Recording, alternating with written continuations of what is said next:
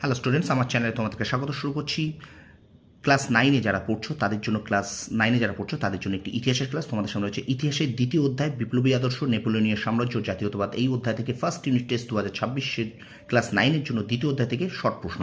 তো আজকে 3 নম্বর পর্ব করব, প্রথম থেকে শেষ পর্যন্ত ভিডিওটা দেখবে, ঠিক আছে? তো চলো শুরু করি ক্লাসটি। আর এর আগে আমরা কিন্তু এই অধ্যায়ের এমসিকিউ করেছি, আর দুটি পর্বে কিন্তু আমরা এসিকিউ করেছি। তো আজকে আমরা 3 নম্বর অর্থাৎ শেষ পর্ব করব, প্রথম থেকে শেষ পর্যন্ত দেখবে। আর অবশ্যই আমার চ্যানেল যারা নতুন আছে তারা চ্যানেলটাকে সাবস্ক্রাইব করবে। দেখো, প্রথম প্রশ্ন বলছে আজকের, কে মহাদেশীয় ব্যবস্থা ও কন্টিনেন্টাল সিস্টেম ঘোষণা করেন? নেপোলিয়ান মহাদেশীয় ব্যবস্থা বা কন্টিনেন্টাল সিস্টেম ঘোষণা করেন। 2 নম্বর দেখো, নেপোলিয়ান কোন দেশের বিরুদ্ধে কন্টিনেন্টাল সিস্টেম ঘোষণা করেছিলেন? নেপোলিয়ান ইংল্যান্ডের বিরুদ্ধে কন্টিনেন্টাল সিস্টেম ঘোষণা করেছিলেন। নেপোলিয়ানের কোন ব্যবস্থাকে দ্বিমুখী অস্ত্র বলা হয়? নেপোলিয়ানের মহাদেশীয় অবরোধ ব্যবস্থাকে দ্বিমুখী অস্ত্র বলা হয়। আচ্ছা, বার্লিন ডিক্রিতে কি বলা হয়? বার্লিন ডিক্রিতে বলা হয় যে ফ্রান্স বা তার মিত্রদেশ বা নিরপেক্ষ দেশে ইংল্যান্ডের কোনো জাহাজ ঢুকতে পারবে না। পরের প্রশ্ন দেখো, অর্ডার্স ইন কাউন্সিল কত খ্রিস্টাব্দে ঘোষণা হয়? না, অর্ডার্স ইন কাউন্সিল 1807 খ্রিস্টাব্দে ঘোষণা হয়। আচ্ছা, অর্ডার্স ইন কাউন্সিল কার বিরুদ্ধে ঘোষণা করা হয়? ইংল্যান্ড ফ্রান্সের বিরুদ্ধে অর্ডার্স ইন কাউন্সিল ঘোষণা করে। প্রশ্নগুলি কিন্তু ভীষণ গুরুত্বপূর্ণ, বারবার বলছি, প্রত্যেকটা প্রশ্ন প্রচণ্ড গুরুত্বপূর্ণ, ঠিক আছে? তারপরে দেখো, নেপোলিয়ান কত খ্রিস্টাব্দে মিলান ডিগ্রি জারি করে? না, নেপোলিয়ান 1807 খ্রিস্টাব্দে অক্টোবরে মিলান ডিগ্রি জারি করে। প্রশ্নটা তোমাদের এইভাবে দিতে পারে, 1807 খ্রিস্টাব্দে কোন মাসে মিলান ডিগ্রি জারি করেন? তখন কিন্তু অক্টোবর মাসে। সুতরাং এটাও কিন্তু তোমাদের জেনে রাখা দরকার মাসটাকে, ঠিক আছে? পরের প্রশ্ন দেখো, নেপোলিয়ান কত খ্রিস্টাব্দে ওয়ার্স ডিগ্রি জারি করেন? না, 1807 খ্রিস্টাব্দে ওয়ার্স ডিগ্রি জারি করেন। আচ্ছা, নেপোলিয়ান কত খ্রিস্টাব্দে ফ্লুয়েন্ট ব্লু ডিগ্রি জারি করেন? এটাও কিন্তু 1810 খ্রিস্টাব্দে ফ্লুয়েন্ট ব্লু ডিগ্রি জারি করেন। আচ্ছা, পরের প্রশ্ন বলছে, নেপোলিয়ান স্পেন জয়ের পর স্পেনের সিংহাসন কাকে বসিয়েছিলেন? না, নেপোলিয়ান স্পেন জয়ের পর সিংহাসনে বসিয়েছিলেন তার ভাই জোসেফ বোনেপার্টকে বসিয়েছিলেন। উপদ্বীপের যুদ্ধ বলতে কি বোঝায়? উপদ্বীপের যুদ্ধ পর্তুগাল ও স্পেনে নেপোলিয়ান বিরোধী যুদ্ধ উপদ্বীপের যুদ্ধ নামে পরিচিত। আচ্ছা, উপদ্বীপের যুদ্ধ চলাকালে স্পেনের রাজা কে ছিলেন? না, উপদ্বীপের যুদ্ধ চলাকালে স্পেনের রাজা ছিলেন কিন্তু চতুর্থ চার্লস। পরের প্রশ্ন, বোরোডিনোর যুদ্ধ কত খ্রিস্টাব্দে হয়? না, বোরোডিনের যুদ্ধ 1812 খ্রিস্টাব্দে 7 সেপ্টেম্বর হয়েছিল। পরের প্রশ্ন দেখো, বোরোডিনের যুদ্ধে কাদের মধ্যে হয়? না, বোরোডিনের যুদ্ধ কিন্তু ফ্রান্স ও রাশিয়ার মধ্যে হয়, ঠিক আছে? তো ভিডিওটা একটু বেশি করে লাইক করো, একটু কমেন্ট করো, শেয়ার করো। আর ক্লাস 9-এ যারা উঠেছে এবছর তাদের জন্য এই ক্লাসগুলো আমি দিচ্ছি। তো অবশ্যই নতুন যারা আছো তারা অবশ্যই আমার চ্যানেলটাকে সাবস্ক্রাইব করো, পাশে থাকা বেল আইকনটি প্রেস করে রাখো, যাতে সাথে সাথে নোটিফিকেশন পেলেই তোমরা এই ক্লাসগুলো দেখতে পারো, ঠিক আছে? চলো আমরা চলে যাই আমাদের পরের প্রশ্নে।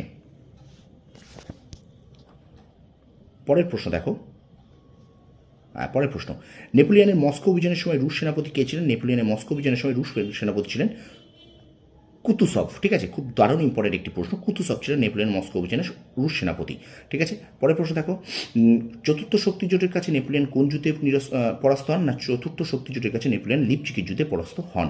আচ্ছা, লিপজিকের যুদ্ধ কত খ্রিস্টাব্দে হয়? 1813 খ্রিস্টাব্দে হয়। লিপজিকের যুদ্ধ কাদের মধ্যে হয়েছিল? ফ্রান্স ও চতুর্থ শক্তি জোটের মধ্যে লিপজিকের যুদ্ধ হয়েছিল। আচ্ছা, পরের প্রশ্ন, ফ্লুয়েন্ট ব্লুর সন্ধি 1814 খ্রিস্টাব্দে যেটা হয় কাদের মধ্যে হয়? না, নেপোলিয়ন ও চতুর্থ শক্তি জোটের মধ্যে হয়। আচ্ছা, কোন সন্ধির ফলে নেপোলিয়নের সিংহাসন ত্যাগ করেন? না, এখানে কিন্তু ফ্লুয়েন্ট ব্লুর সন্ধির ফলে নেপোলিয়ন সিংহাসন ত্যাগ করেন। অষ্টাদশ লুই কে ছিলেন? ষোড়শ লুইয়ের ভাই ছিলেন। কোন সন্ধির মাধ্যমে অষ্টাদশ লুই ফ্রান্সের সিংহাসনে বসেন?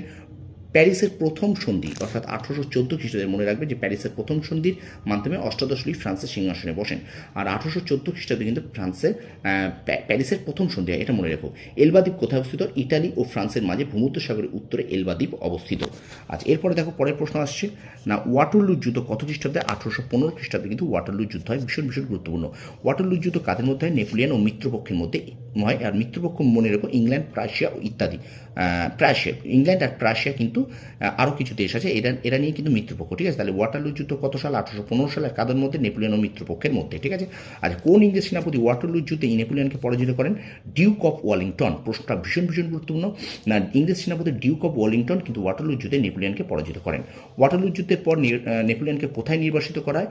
ওয়াটারলুর যুদ্ধের পর নেপোলিয়নকে কিন্তু সেন্ট হেলেনা দ্বীপে নির্বাসন করা হয়। পরে প্রশ্ন দেখো, ওয়াটারলুতে নেপোলিয়ন পরাজয়ের পর স্পেনের সিংহাসনে কাকে ফিরিয়ে আনা হয়? ওয়াটারলুতে নেপোলিয়ন পরাজয়ের পর স্পেনের সিংহাসনে সপ্তম ফার্ডিন্যান্ডকে ফিরিয়ে আনা হয়। কত খ্রিস্টাব্দে নেপোলিয়নের মৃত্যু হয়? 1821 খ্রিস্টাব্দে 5 মে নেপোলিয়নের মৃত্যু হয়। তোমরা অবশ্যই তারিখগুলোকে মনে রেখো, তারিখ কিন্তু অনেক স্কুলে দিয়ে দিতে পারে, ঠিক আছে? তো বলা দিয়ে হতে পারে 1821 খ্রিস্টাব্দে কত তারিখে নেপোলিয়ন মৃত্যু? 5ই মে।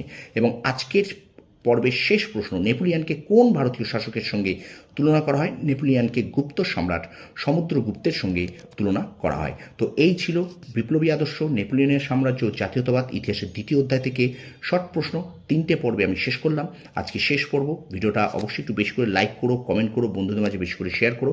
আর যারা নতুন দেখছো ক্লাস 9-এর, যারা নতুন আছে তারা অবশ্যই আমার চ্যানেলকে সাবস্ক্রাইব করে রাখো, কারণ আমি কিন্তু তোমাদের আমার এই চ্যানেলে কিন্তু আপলোড করব ক্লাস 9-এর ফার্স্ট ইউনিট টেস্টের জন্য, টোটাল ক্লাস 9-এর জন্য কিন্তু বাংলা, ইতিহাস, ভূগোল। ঠিক আছে, তো অবশ্যই সাপোর্ট করো তোমরা একটু। ক্লাস 9-এ যারা উঠেছো, ভালো ভালো ক্লাস তোমাদের জন্য নিয়ে আসছি। ঠিক আছে, বেশি করে লাইক করো, কমেন্ট করো, আর অবশ্যই তোমার বন্ধুদের মাঝে বেশি করে শেয়ার করো। তোমরা সফল হও, তোমাদের সাফল্য কামনা করি। ধন্যবাদ।